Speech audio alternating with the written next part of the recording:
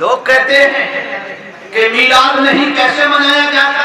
میں نے کہا ہر دور میں طریقہ الگ ہوتا رہا. مصطفیٰ کے دور میں یہ شادیوں کے لیے بڑے بڑے منڈپ نہیں بنتے تھے. آج تو چاہے جتنی لمبی داڑھی والا ہو, چاہے جتنا بڑا گھٹے دار ہو, لیکن جب شادیاں کرتا ہے اور پیسہ زیادہ ہے تو جی آر پلازا بک ہوگا, امت ریسورٹ بک ہوگا, کیفن پارٹی کا بک ہوگا. کیوں؟ اس لیے شادی ہو رہی ہے. میں نے کہا جو میلاد مصطفیٰ پر فضول خرچی کے بکواس کرنے والے, آج تیری بیٹی کی شادی ہے, آج تیرے بیٹے کی شادی ہے. یہ شادی تھوڑے سے خرچے میں بھی ہو سکتی تھی. اس پیسے سے کسی غریب کو اس کی مدد کی جا سکتی تھی, مگر تم نے مدد تو نہ کی. اپنی بیٹی کے شوق پہ, اپنے بیٹے کی شادی کے شوق پہ تم نے لاکھوں روپے کا ایک میرج ہوم طے کر ڈالا. عزیزان محترم, اس لیے برادران اسلام ہم نے کہا کیا مصطفیٰ کی سیرت کا مطالعہ کر. کیا نبی نے کوئی منڈپ بنایا تھا؟ کیا صحابہ نے کوئی منڈپ بنایا تھا؟ ہرگز نہیں. بلکہ نبی کے دور میں جو شادیوں کا طریقہ تھا, دولہا تھا مسجد کے اندر, مصطفیٰ اسی مسجد نبی میں بیٹھ کر اپنے صحابی اور صحابیہ کا نکاح پڑھا دیتے, پانی پلا دیا جاتا, اس کے بعد دولہا اپنے گھر جاتا. چاہے اگر کچھ ہوتا تو ولیمہ کر دیا جاتا, کچھ نہیں ہوتا تو ساتھ ہی اس کی خدمت کرتے, اس کی مدد کرتے, اپنے اپنے گھروں سے کھانا لاتے, ایک ساتھ بیٹھ کر کھا لیتے. نبی فرماتے ولیمے کی سنت ادا ہو. میں نے کہا یہ شادیاں بھی تو مصطفیٰ کے دور میں ایسی نہیں ہوتی تھی. اور چھوڑ, یہ تو دنیا داری کا معاملہ ہے. مصطفیٰ کے دور میں کوئی ایسا بتا دو کسی حدیث میں کہ مسجدیں ایسی ہوتی تھی جو مسجدیں آج ہماری بنی کھڑی ہیں. نبی کے دور میں کسی مسجد میں محراب نہیں. محراب جانتے ہیں, یہ جو طاق بنتی ہے امام صاحب کے کھڑے ہونے کے لیے. لاؤ کوئی حدیث, لاؤ کوئی ایسی سند جس میں ہو کہ ہاں نبی کے دور میں مسجدوں میں یہ محراب تھی. آج ہر آدمی کھڑے ہو کر کے اپنی مسجد کی عالی شان محراب بناتا ہے, اور آ کر سنگ مرمر سے بنوائی جاتی ہے مکرانہ جا کر. لاکھوں لاکھ روپے محرابوں میں خرچ کر دیے جاتے ہیں. برادران اسلام, مگر ہم نے کہا وہ دور اور تھا جب زمانے نے ترقی کی تو اللہ کے گھروں کی تعمیر اچھی ہونے لگی, اللہ کے گھروں کی زیبائش اچھی ہونے لگی. وہ اس دور کے لیے ٹھیک تھا. آج ہمارے مکانات اچھے ہوں اور خدا کا گھر ایسا ہی رہے تو یہ بھی تو غیرت کو گوارا نہیں ہوگا. حضرات محترمات, مسجدوں پر میناریں ہیں جو ہماری پہچان بنا کرتی ہیں. لاؤ کوئی ایسی سند جس میں بتاؤ کہ نبی کے دور میں میناریں تھی. کسی دور میں نہیں, نہ صحابہ کے دور میں تھی. اور تو اور چھوڑو, مصطفیٰ کے دور میں تو یہ قرآن بھی ایسا نہیں تھا جیسا تم آج پڑھتے ہو. یہ قرآن اس ترتیب پر نہیں تھا. مصطفیٰ جان رحمت کے بعد حضرت عثمان غنی رضی اللہ تعالیٰ عنہ کے دور خلافت میں اس قرآن کو اس مذہب کے اندر اس ترتیب پر جمع کیا گیا. حضرات محترم, تو صحابہ کے دور میں بہت ساری چیزیں تھیں, بہت ساری چیزیں نہیں. نبی کونین صلی اللہ تعالیٰ علیہ وسلم سے لوگ کہتے نا کہ نبی نے کبھی میلاد منایا. میں نے کہا یقیناً منایا. حضور سے پوچھا گیا, حضور پیر کا روزہ یعنی سوموار کا روزہ رکھتے تھے. آقا سے پوچھا یا رسول اللہ سوموار کا روزہ کس لیے؟ حضور نے فرمایا ولدت فیہ وانزل فیہ. سرکار نے فرمایا اس لیے روزہ رکھتا ہوں خوشی میں کہ اسی دن میں پیدا ہوا اور اسی دن مجھ پر قرآن نازل ہوا, اسی لیے روزہ رکھا جاتا ہے. میں نے کہا مصطفیٰ کے میلاد منانے کا طریقہ الگ تھا. آج لوگوں نے اور ایک نیا ڈھونگ نکالا. بولے کہ عرب سے مکے سے مدینے سے شام چلا, مکے مدینے میں وہاں تو اس طریقے کا کوئی طریقہ نہیں ہوتا, وہاں تو میلاد مصطفیٰ نہیں منائی جاتی, وہاں تو محفلوں کا انعقاد نہیں ہوتا. میں نے کہا سنو, محفل میلاد مصطفیٰ پر جو تم پابندیاں لگاتے ہو, آج جو یہ مسجد کے تعلق سے بہت سارے بکواسیں ہوتی ہیں, آج جو یہ جماعتیں جاتی ہیں, آج جو یہ سلسلے ہوتے ہیں, آج جو یہ جوڑ لگتے ہیں جوڑ, آج جو یہ اجتماع ہوتے ہیں, کیا نبی کے دور میں کوئی اجتماع ہوا تھا؟ ہرگز نہیں. یہ طریقہ نہیں تھا. میں نے کہا میں تیرے ہی گھر میں 1000 ایسی چیزیں گراؤں گا کہ تو خود تو مان سکتا ہے مگر اہل سنت کا جواب نہیں دے سکتا. برادران اسلام, لوگ کہتے ہیں نا عرب سے اسلام پھیلا, عرب سے چلا, عرب میں ایسا نہیں ہوتا. میں نے کہا کچھ پڑھو, آگے پھوڑ کے اندھے مت بنو, کچھ کتابوں کا مطالعہ کرو تو پتہ چلے. برادران اسلام, ایک ایسے محدث جسے ساری دنیا بہت اہمیت کی نظر سے دیکھتی ہے۔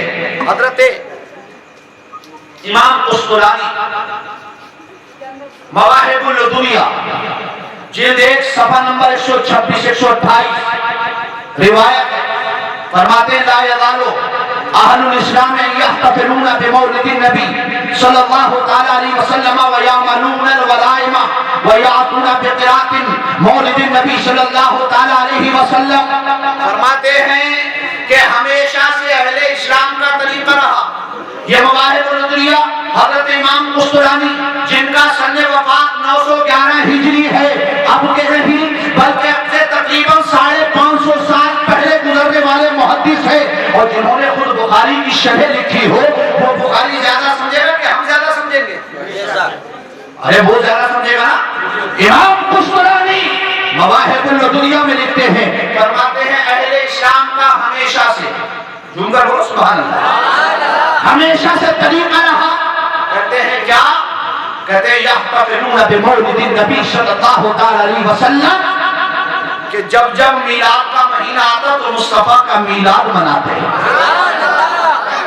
پھر فرماتے ہیں وَيَعْمَلُونَ الْوَلَائِمَ، اور کہتے ہیں میلاد مصطفیٰ جب مناتے تو اچھے اچھے کھانوں کا اہتمام کرتے ہیں۔ وہی طریقہ کرتا ہے نا، گھروں میں چراغا کرتا ہے، اچھے اچھے کھانے بنا کر مصطفیٰ کے لیے بانٹتا ہے۔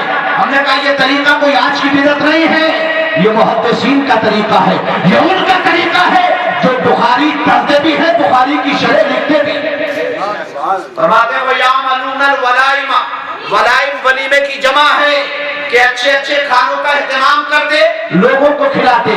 پھر فرماتے ہیں وَيُرَحُونَ سُرُورًا، اور پھر میلاد منا کر خوش ہوتے، میلاد منا کر خوش ہوتے۔ اور اس کے بعد آگے فرماتے ہیں، کہتے ہیں وَبُشْرَىٰ عَاجِلَةٌ، کہتے ہیں پھر میلاد منانے والے کے لیے فرماتے ہیں کہ ایک خوشخبری ہے، بُشْرَىٰ عَاجِلَةٌ بِغَيْرِ الْبُغْيَةِ وَالْمَرْعَىٰ، کہتے ہیں جو میلاد مصطفیٰ مناتا اس کے لیے خوشخبری یہ ہے کہ بہت جلدی اللہ تبارک و تعالیٰ اس کے جائز مقاصد کو سے کامیابی عطا فرمائے گا، کامیابی عطا فرمائے گا۔ یہ میں کوئی آج کی تاریخ نہیں، یہ بریلی کے احمد رضا کی تاریخ نہیں، بلکہ محدثوں میں سے کسی محدث حضرت امام قسطلانی کی وہ روایت پڑھ رہا ہوں جو آپ نے بیان فرمائی ہے۔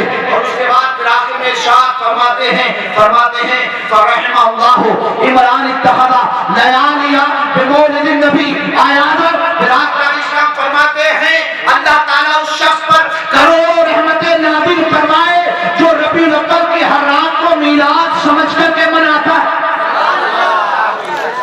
ہر رات ہم تو ایک ہی رات میں میلاد مناتے ہیں، فرماتے ہیں اللہ اس پر کروڑوں رحمتیں نازل فرمائے۔ اور آج لوگوں کو تکلیف ہوتی ہے نا، تکلیف جب میلاد ہوتا ہے، جب گھروں میں چراغا ہوتا ہے، جب مکانوں پر جھنڈے لگتے ہیں، جب گلیوں میں ڈیکوریشن کیا جاتا ہے، لوگوں کو بڑی تکلیف ہوتی ہے، کسی کے تو دل میں سے دھوئیں نکلتے ہیں، دھوئیں۔ مگر حضرات محترم، ہم نے کہا یہ طریقہ آج کل ہی بہت پرانا ہے۔ حضرت امام قسطلانی نے فرمایا اللہ تعالیٰ اس شخص پر کروڑوں رحمتیں نازل فرمائے جو اس شخص کی میلاد منا کر اور اس شخص کی تکلیف کو بڑھا دیتا ہے جس کے دل کے اندر کوئی مرض ہوتا ہے۔ مرض مراد جانتے ہیں، یعنی کہ جو آدمی مصطفیٰ کی میلاد سے چڑھتا ہے اور کوئی شخص اس میلاد کو منا کر اسے اور زیادہ چڑھاتا ہے، امام قسطلانی کہتے ہیں اللہ تعالیٰ اس پر بھی کروڑوں رحمتیں نازل فرمائے۔ اس لیے حضرات محترم یہ ہمارا طریقہ ہے کہ ہم میلاد مصطفیٰ مناتے ہیں، اور جو چڑھتے ہیں ان کو چڑھاتے بھی اس لیے ہیں کہ اللہ تعالیٰ اس کے ذریعے بھی ہمیں رحمتیں نازل عطا فرماتا ہے۔ حضرات محترم، آمد مصطفیٰ صلی اللہ تعالی علیہ وسلم جو آقا کریم کی آمد ہے وہ یقیناً ساری رحمتوں سے افضل والا۔ عزیزان محترم، اور آقا کریم صلی اللہ تعالی علیہ وسلم کی زندگی، آپ کا وجود کا جو مرحلہ ہے وہ 3 مرحلوں میں آپ کا وجود مکمل ہوتا ہے۔ پہلے آپ اس بات کو سمجھے، پہلا مرحلہ وہ خلقت محمدی ہے، خلقت محمدی، یعنی جب اللہ نے پیارے مصطفیٰ کو پیدا فرمایا، وہ کب ہوا؟ حضور کا دنیا میں تشریف لانا الگ ہے اور حضور کا پیدا ہونا الگ ہے۔ حضور کو اللہ نے پیدا کب کیا؟ تو میں سمجھتا ہوں ہر آدمی نے شاید وہ حدیث جبریل سنی، حدیث جابر سنی ہوگی حدیث جابر جس کو حضرت شاہ عبد الرزاق نے اپنی مصنف ابن عبد الرزاق میں نقل کیا.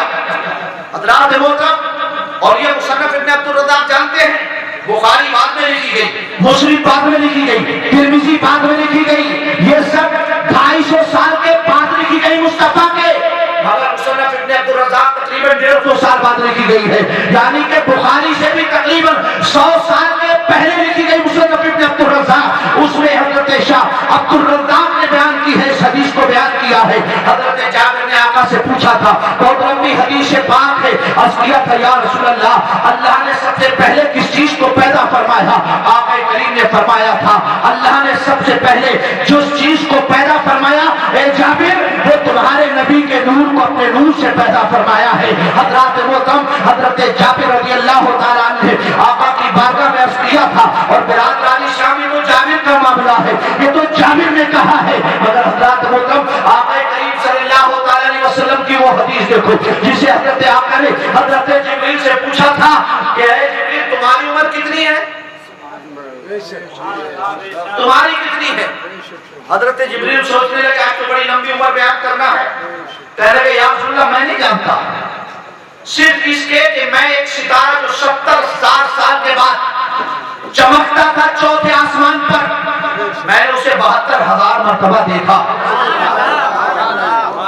70,000 سال کے بعد چمکنے والا ستارہ. جبریل نے کہا میں نے 72,000 بار اسے دیکھا ہے.